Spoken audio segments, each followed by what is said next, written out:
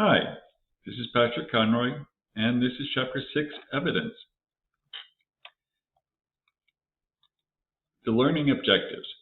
Define evidence and explain why some evidence is not used in trial. Use the federal rules of evidence to find relevant rules of evidence, and describe and distinguish admissible from inadmissible. Distinguish among the types of tangible evidence. Describe witness testimony and how credibility of a witness is challenged. Identify types of hearsay evidence and the important exceptions to the hearsay rule.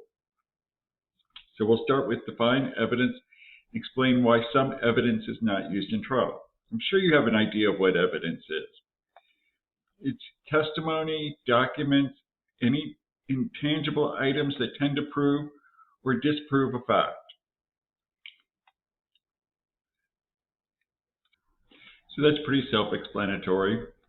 I'm sure you've all seen trials in court. Testimony is when the person's in the witness stand. Documents could be things like medical reports, police reports. Tangible items could be photographs. And it's all to tend to prove or disprove a fact.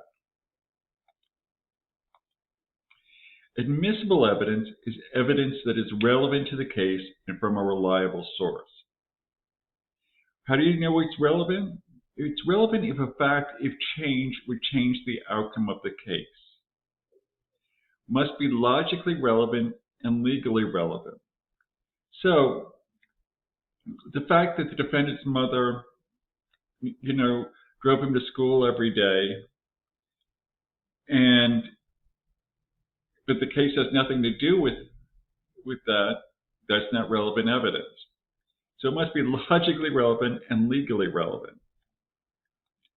Now there's a book, and you can find it online, The Federal Rules of Evidence to Find Relevant Rules of Evidence. So what that does is it breaks it down, and that there's certain rules of what's going to be admissible and what's not. And most states have adopted part or all of it for state court. The federal rules of evidence are the rules that apply to proceedings in all federal courts to determine what evidence will be admissible in court. State rules of evidence also have enacted the rules. Describe and distinguish admissible from inadmissible evidence. Well, it has to be relevant and evidence that tends to prove the existence of facts that are important to the resolution of a case. In a case involving an automobile accident, weather conditions at the time would often be relevant. What that person had for breakfast, maybe yes, maybe no, especially if they had vodka for breakfast. That would be, relevant. Reliable evidence. Evidence that is trustworthy.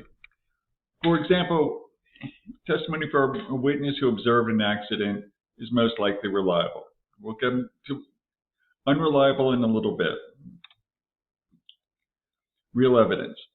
Testimony that is based on real facts, not some imaginary or hypothetical situation. An example would be photographs of the plaintiff's injuries. It's best, to make it more credible if those photographs were taken at a hospital by the medical professionals and are on file with the hospital. Give them more legitimacy than something snapped with an iPhone that may or may not have been tweaked or may have been taken at another time.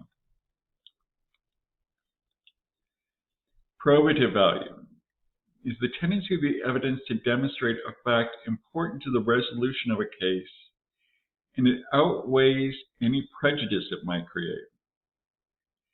Prejudice is something that might confuse the jury or create some unfair result. So this could be, there are times when there might be some evidence, but it's more prejudicial than it is evidentiary. It will make somebody look bad without really adding much to the evidence. Inadmissible evidence is simply evidence that violates the rules or the court determines is not admissible at trial. Types of inadmissible evidence, subsequent remedial measures, settlements or compromise offers. You can't say, hey, they were willing to settle this case for this amount of money, so they must be wrong. Payment of medical expenses, existence of liability insurance. If it's known that they have insurance, juries are often more like, well, the insurance companies can afford it, so we'll find them at fault. We'll stop there and pick up with the last half of the presentation in the next, because we're going to cover some meatier things there.